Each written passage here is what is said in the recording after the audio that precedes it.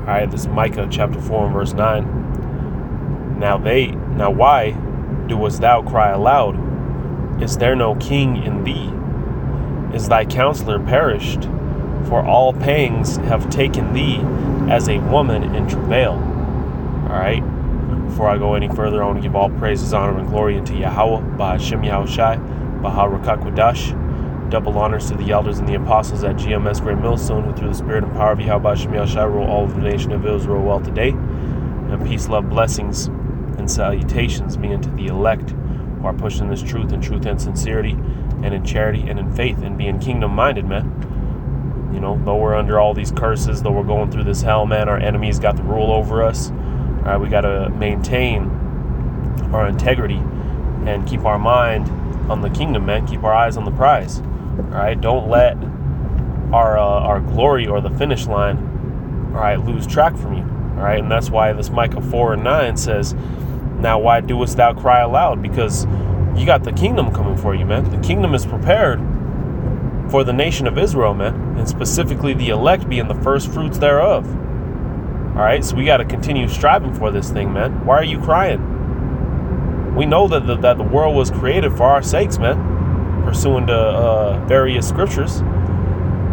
Okay, so just like he said, now why criest thou, or why doest thou cry aloud? All right, because when you go up to the first verse, it says, but in the last days it shall come to pass that the mountain of the house of Yahweh shall be established in the top of the mountains, and it shall be exalted above the hills, and people shall flow unto it.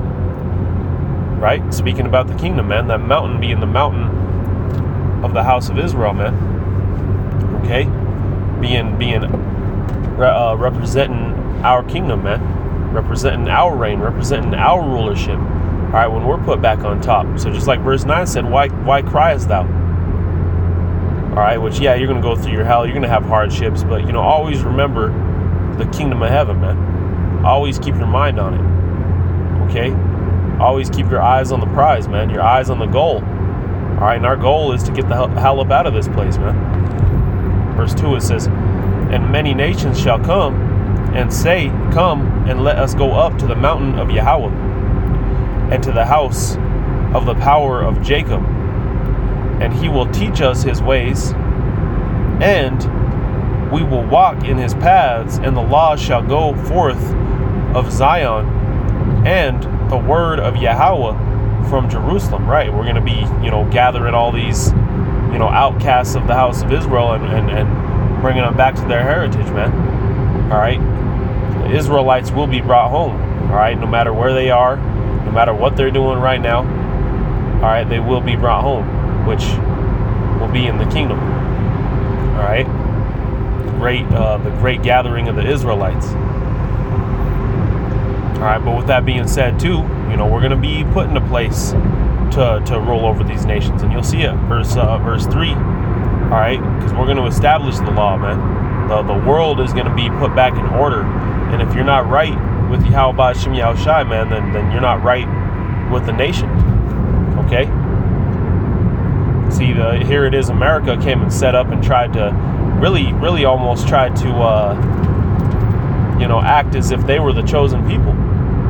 All right, setting them up, and God we trust. Okay, but yet they allow every abomination and every sin that goes against these laws, statutes, and commandments to thrive. All right, it's almost like they're, you know, doing the complete opposite of pushing anything righteous. Okay. Which is true. Going back to Job 9 and 24, the wicked beareth rule. All right, so our enemies have the rule over us, man. But when we rule, we're going to put these nations in subjection, man. They're gonna know how to conduct themselves, because it's going to be beaten into them. All right, pursuing back to let's go ahead and grab it.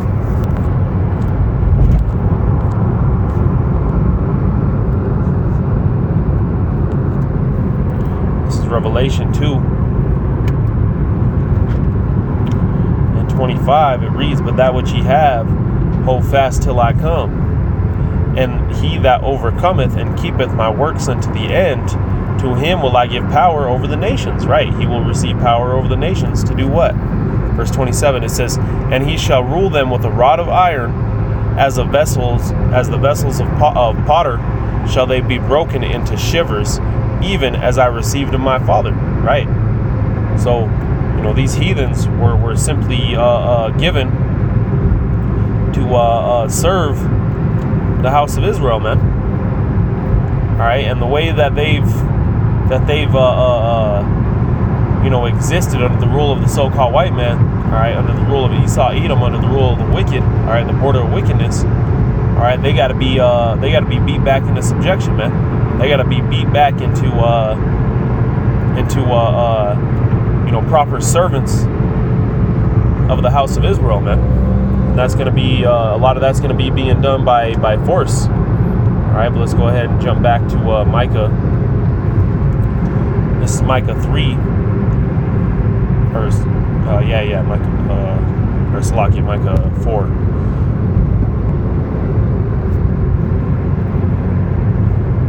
Going on, verse 3, it says, and he shall judge among many people, right? The Israelites are going to judge among many people, just like we just got, man. All right, going back to the Corinthians, all right, it's written that the elect are going to judge the angels, man. Okay? Going on, it says, so how much more the heathen? But it says, and rebuke strong nations afar off, right? All you nations are going to be uprooted, man, and rebuked and cut up and beat down and beat into subjection, man. All right? All of you nations. It says, and they shall beat their swords into plowshares. Why are they going to be doing that? Because there is going to be one rule. There is going to be one ruler, man. All right, all these other powers are going to be uprooted. All right, let's go ahead and grab that now.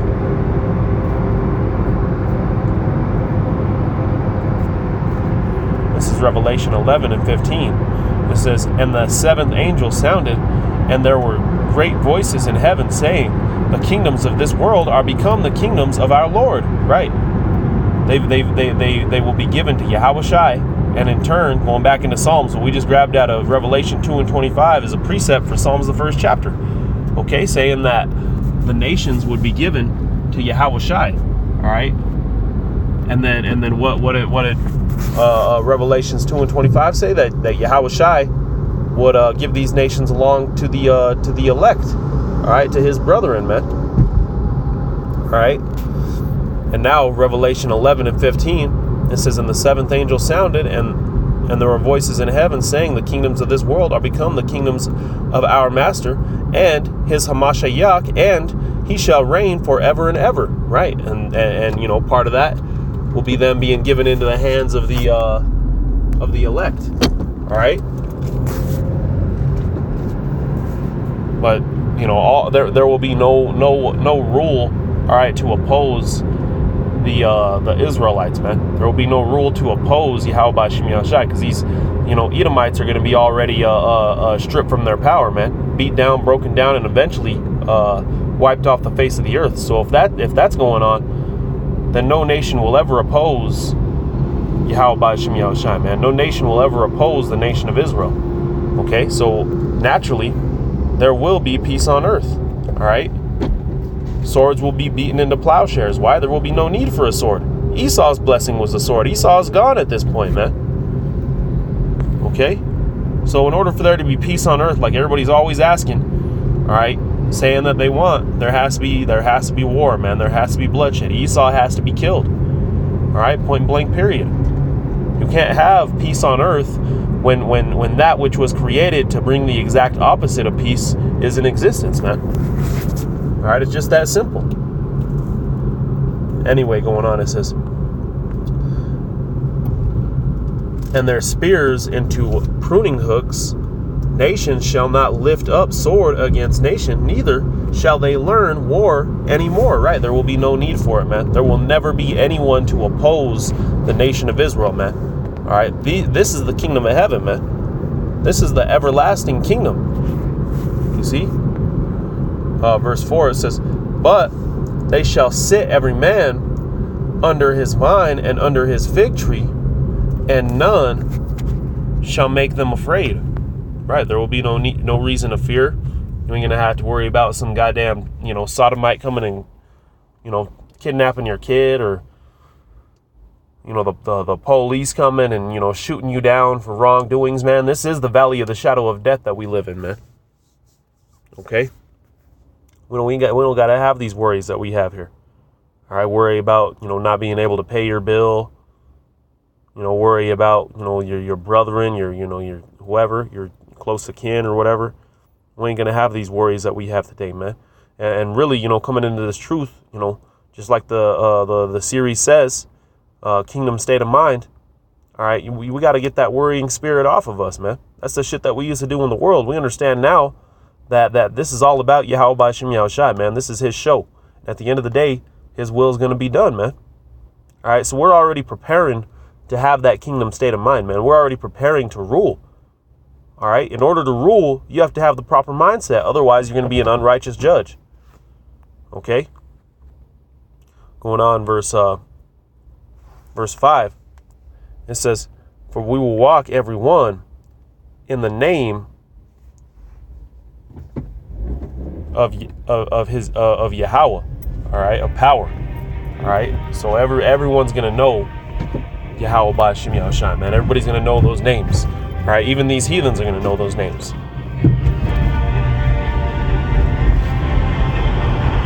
Anyway, going on. Salakia. It says,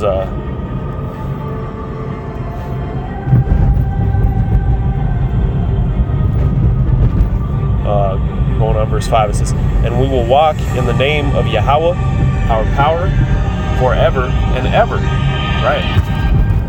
Forever and ever, man. Showing you no end to the kingdom of heaven. No one's going to ever oppose the nation of Israel again, man. All right, verse 6. "In that day, saith Yahweh, will I assemble her that halteth, and I will gather her that is driven out." Right, being the Israelites, her that's been pushed away, her that's been cast off. All right, you so-called Negroes, Latinos, and Native Americans, and scatter confusion of face brethren around the four corners of the earth. All right, the elect, whatever they be doing. All right, whatever they're getting into. All right, whatever afflictions they're catching. It says, "And her that I have afflicted." All right, because we've been afflicted by the wounds of the enemies by the will of Yahweh B'Shem Yahushai, man. All right, see, these Edomites, man, they tend to forget that the only reason why they have that little bit of power they have today is because of Yahweh B'Shem Yahushai, man. And he can take it away just as easily, and he is going to, just like we got out of Lamentations. What did it say?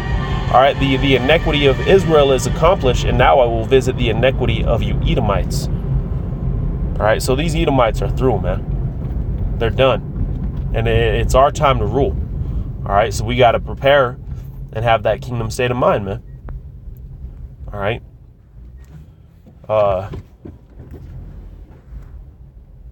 Verse 6. In that day, saith Yahweh,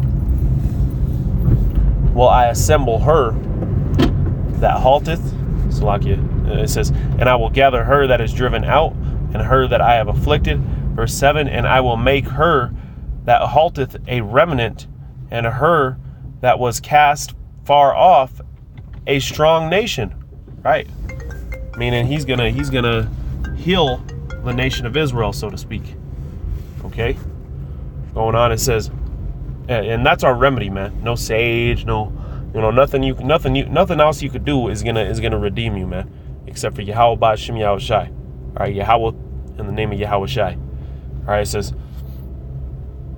"And Yahweh shall reign over them in Mount Zion from henceforth forever and ever." Right, forever and ever, man. Going on, verse 8, it says, "And thou, O tower of the flock, the stronghold of the daughter of Zion, unto thee shall it come, even the first dominion, the kingdom shall come to the daughter of Jerusalem." And with that, I'm going to give all praises, honor, and glory unto Yahweh, B'Shem Yahushai, B'Harakak Wadash. Double honors to the elders and the apostles at GMS Great Millstone, and peace, love, blessings, and salutations to the elect. Shalom.